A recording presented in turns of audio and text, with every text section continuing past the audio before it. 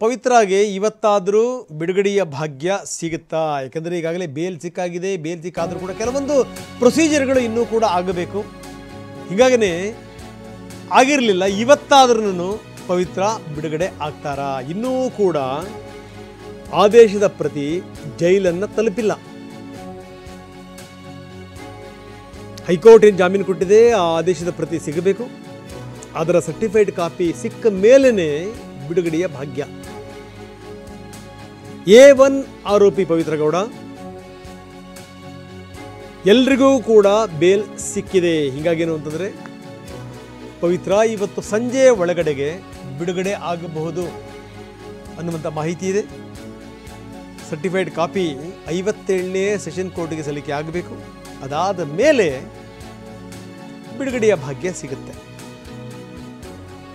ಕೆಲವೊಂದು ಷರತ್ತುಗಳನ್ನು ನಿಭಾಯಿಸಲೇಬೇಕು, ಆ ಷರತ್ತುಗಳನ್ನು ಪೂರೈಸಲೇಬೇಕು. ಅದಾದ ಮೇಲೆ ಬಿಡುಗಡೆ. ಒಂದು ಕಡೆಗೆ ಪವಿತ್ರ ಜೊತೆಗೆ ಸಂಗಡಿಗರು ಇವತ್ತು ಕೋರ್ಟ್ನಿಂದ ಬಿಡುಗಡೆ ಆಗ್ತಾರೆ.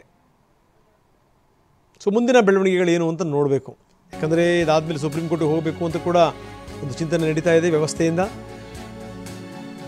ಇನ್ನು ಆಸ್ಪತ್ರೆಯಿಂದ ದರ್ಶನ ಬಿಡುಗಡೆ ಆಗ್ತಾ ಇದ್ದಾರೆ. ಮತ್ತೊಂದು ಕಡೆಗೆ ಡಿ ಗ್ಯಾಂಗ್ ಇನ್ನೂ ಕೂಡ ಬೇಲ್ ಸಿಕ್ಕರೂ ಕೂಡ ಬಿಡುಗಡೆ ಆಗ್ತಾ ಇಲ್ಲ. ಜಗದೀಶ್ ಹಾಗೂ ಲಕ್ಷ್ಮಣ್ ಶಿವಮೊಗ್ಗ ಜೈಲಿನಲ್ಲಿದ್ದಾರೆ. ಈಗಾಗಲೇ ಇಷ್ಟದಿ ಮುಟ್ಟಬೇಕಾಗಿತ್ತು, ಆದರೆ ಇನ್ನೂ ಕೂಡ ಜಾಮೀನು ಆದೇಶ ಕೈ ಸೇರಿಲ್ಲ. ಮಧ್ಯಾಹ್ನದ ಒಳಗಡೆಗೆ ಆದೇಶ ಪ್ರತಿ ಸಿಗಬೇಕು. ಸಿಕ್ಕ ಮೇಲೆ ಪ್ರೊಸೀಜರ್ಗಳು ಅದು ಸಂಜೆ ತನಕ ಆಗುತ್ತೆ. ಸಂಜೆ ಏನಾದರೂ ತಡವಾಯಿತು ಅಂತಂತಂದರೆ ಇನ್ನೂ ಒಂದು ದಿವಸ ಮುಂದಕ್ಕೆ ಹೋದರೂ ಕೂಡ ಆಶ್ಚರ್ಯ ಇಲ್ಲ. ನಾಳೆ ಬಿಡುಗಡೆ ಆದರೂ ಕೂಡ ಆಶ್ಚರ್ಯ ಇಲ್ಲ. ಅದೇ ಸ್ಥಿತಿ ಪವಿತ್ರ ಅದು ಕೂಡ. ಸರ್ಟಿಫೈಡ್ ಕಾಪಿ ಸಿಗಬೇಕು, ಆದೇಶದ ಪ್ರತಿ ತಲುಪಬೇಕು. ಅದಾದಮೇಲೆ 5 ಗಂಟೆ ಒಳಗಡೆಗೆ ಏನಾದರೂ ಸಿಕ್ಕರೆ ಬಿಡುಗಡೆ ಆಗುತ್ತೆ. ಬನ್ನಿ, ನಮ್ಮ ಪ್ರತಿನಿಧಿ ರಾಚಪ್ಪ ಈಗ ನಮ್ಮೊಂದಿಗೆ ನೇರ ಸಂಪರ್ಕದಲ್ಲಿದ್ದಾರೆ. ರಾಚಪ್ಪ, ನಾವು ನೋಡ್ತಾ ಇದ್ದೀವಿ ಏನು ಅಂತಂದರೆ ಈಗಾಗಲೇ ಕೋರ್ಟ್ ಹೇಳಿದೆ ಬಿಡುಗಡೆ ಮಾಡಬೇಕು ಅಂತ. ಇದೆಲ್ಲ ಆದಮೇಲೂ ಕೂಡ ಇನ್ನೂ ಸರ್ಟಿಫೈಡ್ ಕಾಪಿ ಸಂಬಂಧಪಟ್ಟಂಥ ಅಧಿಕಾರಿಗಳ ಕೈ ಸೇರಿಲ್ಲ. 5 ಗಂಟೆ ಒಳಗಡೆ ಏನಾದರೂ ಪ್ರತಿ ತಲುಪಿದ್ರೆ ಬಿಡುಗಡೆ ಆಗಬಹುದು ಅನ್ನುವಂಥದ್ದು. ಏನು ನಡೀತಾ ಇದೆ ಇದಕ್ಕೆ ಸಂಬಂಧಪಟ್ಟಂಗೆ?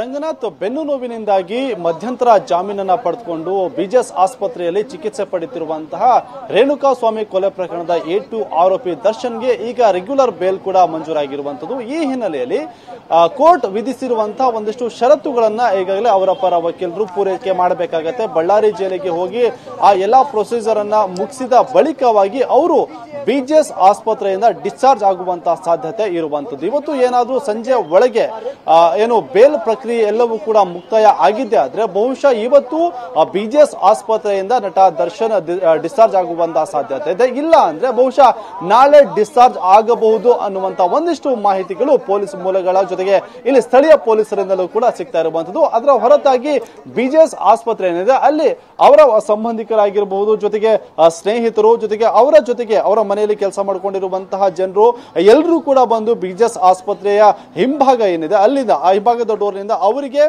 ಬೇಕಾಗುವಂತಹ ತಿಂಡಿ ಆಗಿರ್ಬೋದು, ಮನೆ ತಿಂಡಿ ಆಗಿರ್ಬೋದು, ಊಟ ಹಾಗೇನೆ ಬಟ್ಟೆ ಇದೆಲ್ಲವನ್ನ ಕೂಡ ಒದಗಿಸುವಂತಹ ಒಂದು ಕೆಲಸ ಕೂಡ ಆಗ್ತಾ ಇದೆ. ಅದ್ರ ಜೊತೆಗೆ ಆಸ್ಪತ್ರೆ ಮೂಲಗಳಿಂದ ಸಿಗ್ತಿರುವಂತಹ ಮಾಹಿತಿ ಒಂದು ಕಡೆ ಆಧರಿಸಿ ನೋಡ್ತಾ ಇದ್ರೆ ಇವತ್ತು ನಟ ದರ್ಶನ್ ಬಿಜೆಎಸ್ ಆಸ್ಪತ್ರೆಯಿಂದ ಡಿಸ್ಚಾರ್ಜ್ ಆಗೋದು ಬಹುತೇಕ ಡೌಟ್ ಅನ್ನುವಂತ ಮಾಹಿತಿಗಳು ಕೂಡ ಸದ್ಯ ಗೊತ್ತಾಗ್ತಾ ಇರುವಂತದ್ದು. ಹಾಗಾಗಿ ಏನು ಹೈಕೋರ್ಟ್ ನೀಡಿರುವಂತಹ ಬೇಲ್ನ ಪ್ರಕ್ರಿಯೆ ಏನಿದೆ ಅದೆಲ್ಲವೂ ಕೂಡ ಪೂರ್ಣಗೊಂಡ ಬಳಿಕವಾಗಿ ಆಸ್ಪತ್ರೆಯಿಂದ ನಟ ದರ್ಶನ್ ಡಿಸ್ಚಾರ್ಜ್ ಆಗ್ತಾರಾ ಇಲ್ವಾ ಅನ್ನೋದು ಕನ್ಫರ್ಮ್ ಆಗುತ್ತೆ. ಇವತ್ತು ಅಥವಾ ನಾಳೆ ಒಳಗೆ ಆಸ್ಪತ್ರೆಯಿಂದ ನಟ ದರ್ಶನ್ ಡಿಸ್ಚಾರ್ಜ್ ಆಗಬಹುದು ಅನ್ನುವಂತ ಒಂದಿಷ್ಟು ಮಾಹಿತಿಗಳು ಕೂಡ ಸಿಗ್ತಾ ಇರುವುದು. ಅದರ ಜೊತೆಗೆ ಸ್ಥಳೀಯ ಪೊಲೀಸರು ಕೂಡ ಆಸ್ಪತ್ರೆ ಬಳಿಯಲ್ಲಿ ಒಂದು ಸಾಮಾನ್ಯವಾಗಿ ಭದ್ರತೆಯನ್ನು ಕೊಡುವಂತ ಕೆಲಸ ಕೂಡ ಮಾಡ್ತಿದ್ದಾರೆ. ರಂಗನಾಥ್, ಓಕೆ, ನೀವು ಹಾಗೆ ನೀವು ಸಂಪರ್ಕದಲ್ಲಿರಿ. ಇನ್ನಷ್ಟು ನಿಮ್ಮಿಂದ ವಿವರವನ್ನು ಪಡಿತೀನಿ.